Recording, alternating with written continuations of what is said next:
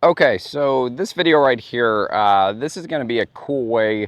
I'm going to call this a practice video. So this is a cool drill that I learned way back in the day. So back when I used to work at this club in Park City, Mike Weir, he was an ambassador there. I believe he was working with Andy Plummer and Mike Bennett at the time. And one of the drills that I always saw him doing is he would always lay down a rope. And I remember asking him this one day. I said, what is it that you use that rope for? And so he used this rope to work on start line control and also never having the golf ball cross. If we called this target line, if he was hitting a draw that would start right, we would never want to see the golf ball finish on this side of the line. We'd always want to see it start this direction and finish either on the line or just inside of it. And it was a way that he would practice that, hitting both draws and hitting both cuts. So this is something that I've adopted into the way that I teach, the way that I like to see players practice. This for me, this is kind of like what I would call free throw shooting in basketball. Working on a way that you can hit certain shot types, hit certain patterns, and practice starting the ball one direction and never curving it another. So for me, I'm going to use, whenever I have this rope right here, if I'm hitting a draw for the right-handed player, I'm going to start the golf ball on this side of the target line, or on this side of the rope right here. I'd start this on the right side of the rope.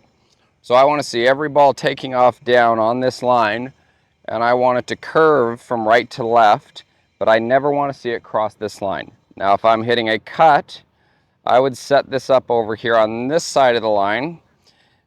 I want to see the ball start down the left side of it. I want to make sure it's moving right, but I never want to see it curve on this side of the line right there. So these are very functional ways that we can practice right here. So like if I was doing a draw right here, what I always like to do is I build a little grid for myself. So if I took these three alignment sticks, I base all of my ball flights based off where my low point is. Okay, so this would be my shoulder. So I would draw this line down here on low point. And this is just understanding how everything works on an acting arc. So if I have the ball position back in my stance, this is going to be catching the golf ball more from the inside. If I place it more forward, that's going to help me move the direction of my path further right or further left, just based on where I put ball position. So if I was inside of this grid station right here, what I would do is I would set a line right here, and I would say, okay, here's my low point line, and I would set this 90 degrees to what this rope is right here. And now, depending on how much I want the ball to start right and how much I want it to curve is going to depend how much back in my stance I'm going to place it.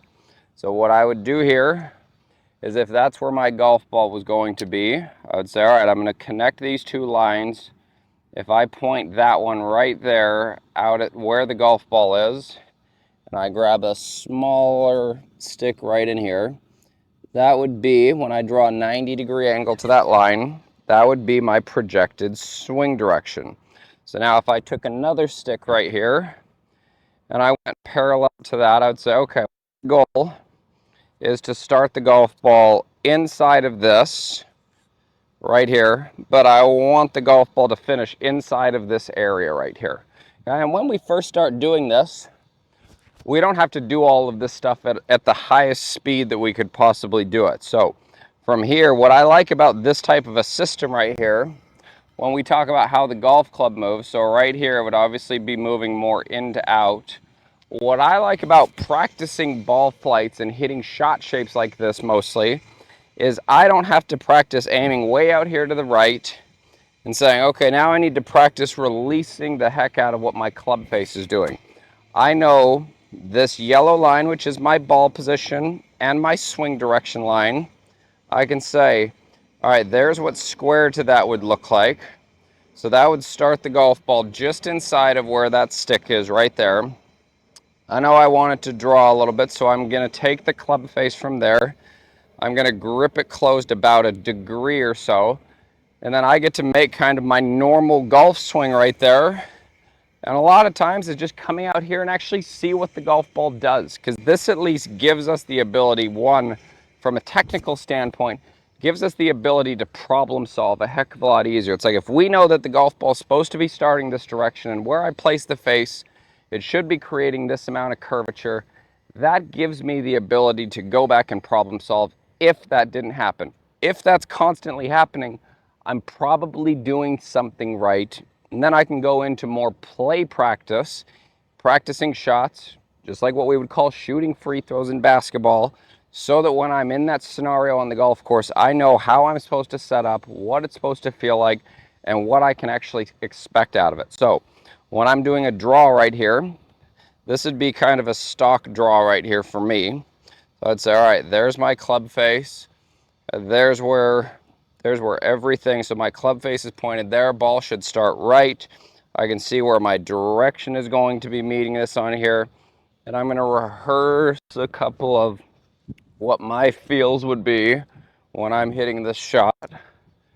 And then I'm going to go into it. So it'd be right here. I've got my target just inside of that crane. And then I would go.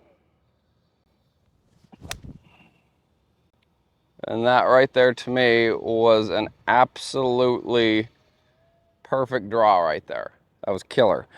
So I would stand inside of this and I would say, all right, how many golf balls can I hit like that? And again, for those of you that this is new, it could also be very beneficial for you just standing here and hitting some little easy ones and making sure the golf ball can start in between this and in between that. That right there is a huge skill set. That is the #1 skill set I would challenge everybody inside of this video to learn how to do. Learn how to control the direction that your golf ball is going to start and learn how to make it go where you want it to go, because when you do that, that is half the battle in getting ball flight right. We need to make sure we know where it starts, where it's going to curve, and then from there, the rest of it's contact.